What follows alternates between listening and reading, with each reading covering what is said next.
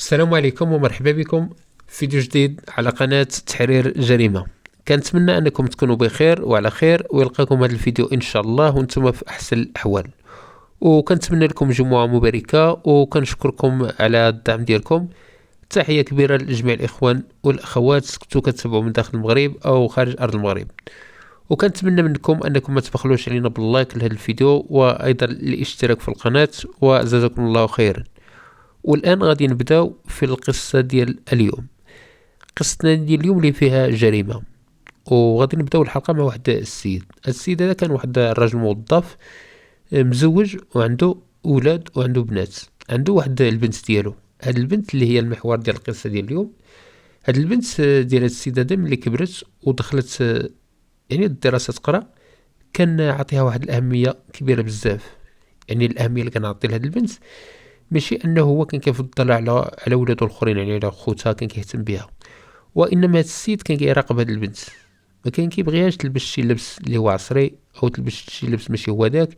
يعني الا شافها لبست شي لبس وكيقول واش انك غتخرج بهذا اللبس، كان كيديها يوصلها للمدرسه، كيجيبها من المدرسه، وكان رد ليها البال بزاف. هاد البنت كبرات وقرات الابتدائي وايضا مشات الاعدادي. ملي مشات الاعدادي زاد داك المراقبه ديالو وداك التشبت، يعني بانه كيراقب بنته بزاف. ولا هنا كيمشي كيسول عليها، ماشي كيسول عليها واش زعما كتقرا او كتجيب شي معدل زوين، وانما هو كيسول عليها واش بنته كتهضر مع شي واحد تما في يعني في داخل المؤسسه او كتعرف شي واحد. المهم هذا هو فاش كيسول هو، يعني ما كانش باغي انه عنده واحد فوبيا ان بنته تكون توقف مع شي واحد او كتهضر مع شي واحد، وعند بالو ان اي وحده هضرت مع شي واحد فراه كاينه شي حاجه. يعني كان مراقب هاد البنت بزاف، ما كانش عطيها الحريه ديالها.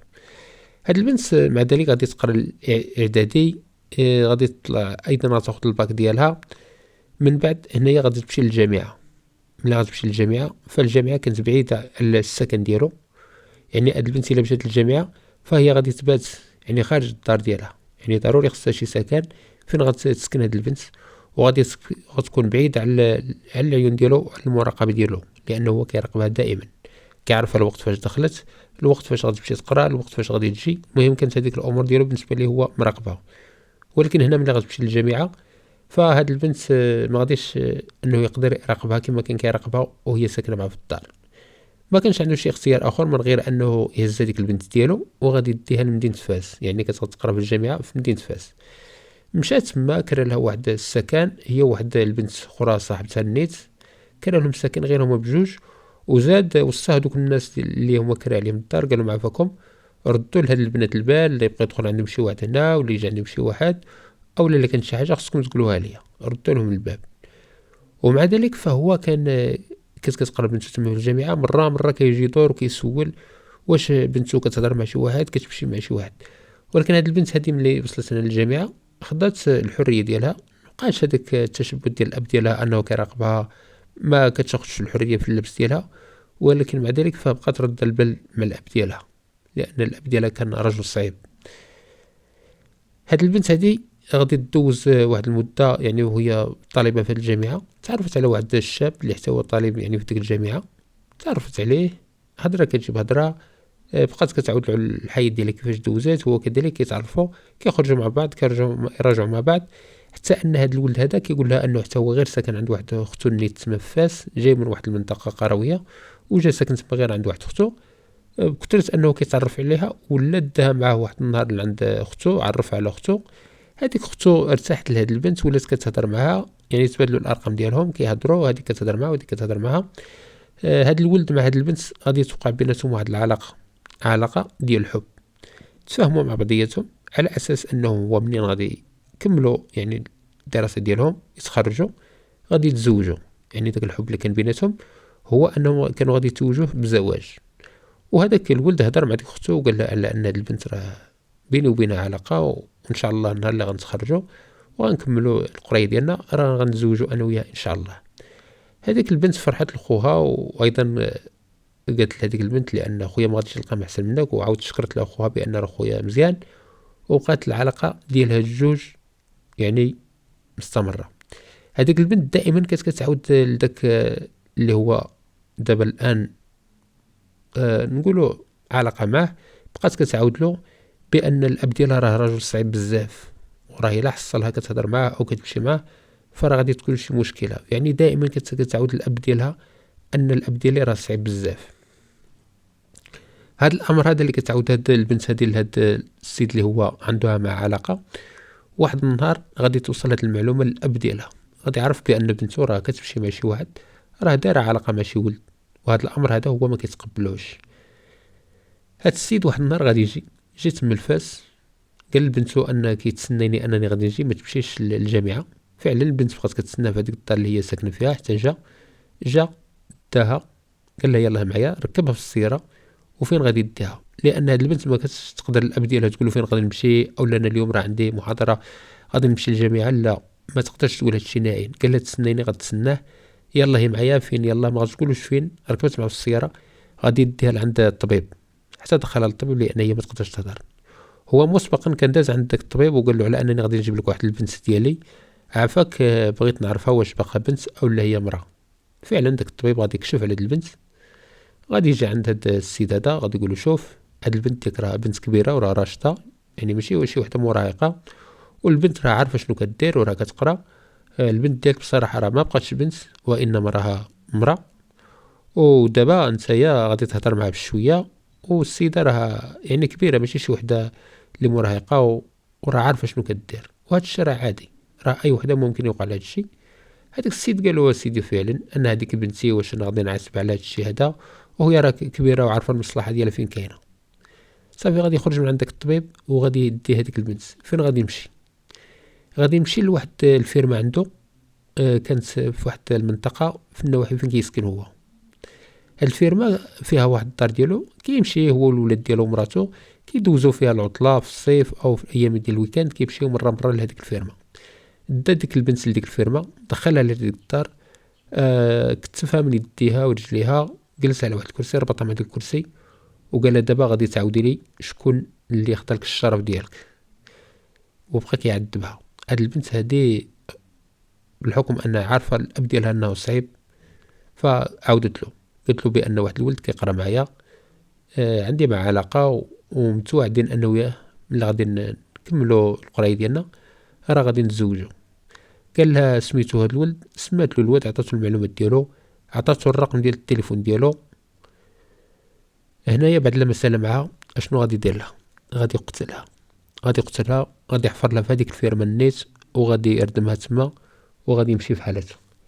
غادي يدوز واحد النهار، ومن بعد غادي يرجع لفاس. بقى كيراقب هذاك الولد حتى عرفو. ملي عرفو مشى عنده، السلام عليكم. وعليكم السلام. قال له واش عرفتني؟ قال له ايه عرفتك. شكون انا؟ قال له انت بوين فلانه. وقال له مزيان تبارك الله عليك راك كتعرفني، يلا نمشيو لشي قهوه بغيت نهضر معاك. مشاو لواحد القهوه وجلسوا. قال له شوف شنو بينك وبين بنتي؟ هذاك الشاب ما قدش في الاول يهضر لانه السيده كتسمع، وداروا بان الاب ديالها رجل صعيب، فبقى غير كيشوف. قال له شوف بلا ما تحشم، انا ديك الهضره راه اللي بينك وبين بنتي راه قالتها انا والام ديالها، وقالتنا على انكم نتوما متفقين على باغيين تزوجوا، يعني غير تخرجوا راكم غتزوجوا. هاد الشاب قال لداك السيد فعلا انا وبنتك راه كنبغيو بعضياتنا وراه باغي نتزوجوا ان شاء الله، حنا غادي نتخرجوا سوا توظفنا سوا ما توظفناش، حنا غادي نتزوجوا لاننا كنبغيو بعضياتنا. وقال له شوف عافاك البنت ديالي راه قالت لنا هاد الهضره، قلتها لنا انا والام ديالها، وبنتي راه دابا في الدار، ودابا عافاك غتمشي معايا للدار باش هاد الهضره اللي قلت لي غتقولها للام ديالها، باش حتى الام ديالها ما تبقى مطمئنه على بنتها بان السيد اللي هي عندها مع علاقه راه غادي يتزوج بها. هذاك الشاب ما كانش عنده شي اختيار اخر، ما قدرش يقول له لا ما نمشيش، بقى غير ساكت. قال له يلاه معايا للدار باش هاد الهضره تقولها للام ديالها. مشى فعلا، مشى معاه، ركب معاه في هذيك السياره ديالو، وبقاو غاديين في الطريق حتى قربوا الاتجاه ديال ديك الفيرما اللي عنده في واحد الغابه. كينزل من السياره، وهنا بغفله منه كيطعنوه، كيضربوا واحد الشاقور، كيصفيها له، رماه في هذيك الغابه، فقط هز له التليفون ديالو ومشى في حالته.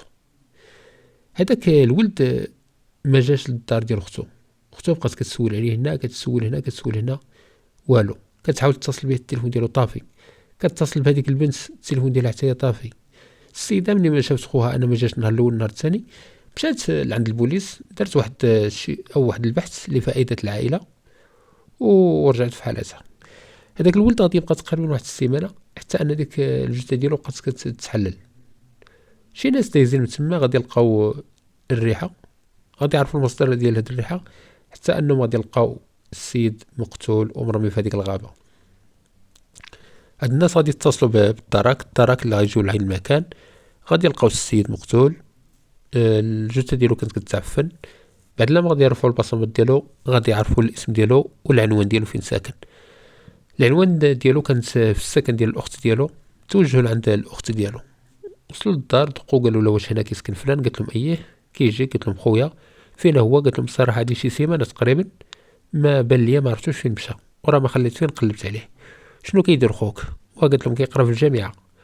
وانتي كاع ما قلبت عليه ما لقيتيش؟ قالت لهم راني قلبت عليه ما لقيتيش. وعلاش ما ديكلاريتيش؟ كتقول من لا سيدي انا راه مشيت عند البوليس وراه درت واحد البحث. فعلا الدرك كيتاكدوا ان هاد السيده راه دارت بحث لفائده العائله. الدرك كان غادي يقول لها غتمشي معنا لمستودع الاموات باش غادي تعرفوا على واحد الشاب ربما يكون خوك. مشات معهم السيده، عرفاتو، قالت لهم هو هذا خويا. هنا قالوا لها دابا واش هاد خوك عنده شي مشكل، شي خصومه مع شي واحد، شي واحد من صحابو يعني في الجامعه، يعني الطلبه يكون عنده شي مشكل مع شي واحد اللي يكون هو صفاها له. كتقول لهم بصراحه انا ما عرفتش، خويا ما عنده حتى شي مشكل. خويا ماشي من داك النوع ديال اللي كيشرب او كيكمي او شي واحد منحرف او كيمشي مع دوك الشباب المنحرفين. خويا داخل السوق راسو، دايها في قرايتو في الصاله ديالو وكيجي عندي. هادشي ما كاينش. اما الا عنده شي مشكل مع شي واحد في الجامعه او انا ما عارفاش، ولكن اللي غتقدر تجاوبكم على هاد الاسئله هادي، راه كاينه واحد البنت اللي هي عنده معها علاقه واللي هي كتمشي معاه وكتجي معاه وعارفه عليه كلشي. قالوا لها فين كاين هاد البنت؟ قالت لهم بصراحه ما عرفتش فين كاينه، وانما عندي الرقم ديال التليفون ديالها، ولكن التليفون ديالها راه كنصوني طافيه. الدار هنا غادي يمشيو للجامعه فين كيقراو، كيسولوا على هاد البنت. هنا كيعرفوا بان هاد البنت حتى هي راه اكثر من سيمانه كيقولوا لهم انها حتى هي تغيبه، ما جاتش، يعني ما حضرتش المحاضره ديالها. هاد البنت راه حتى هي اكثر من سيمانه، يعني تقريبا في الوقيته فاش اختفت هاد الولد. عطاوهم العنوان ديال العائله ديالها.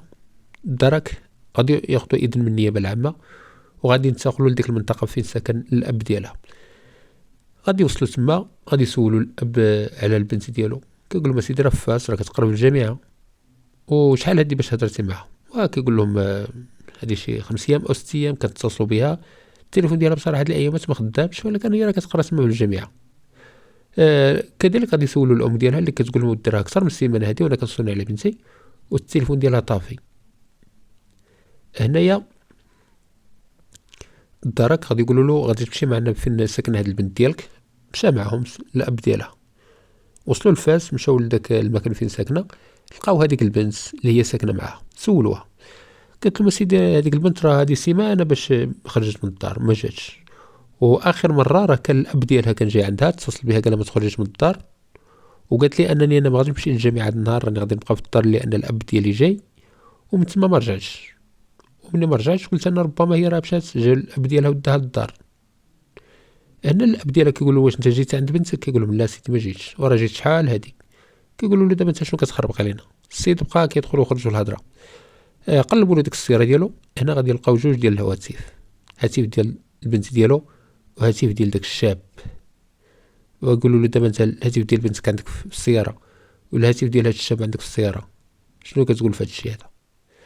السيد هذا بقى كيدخل ويخرجوا الهضره.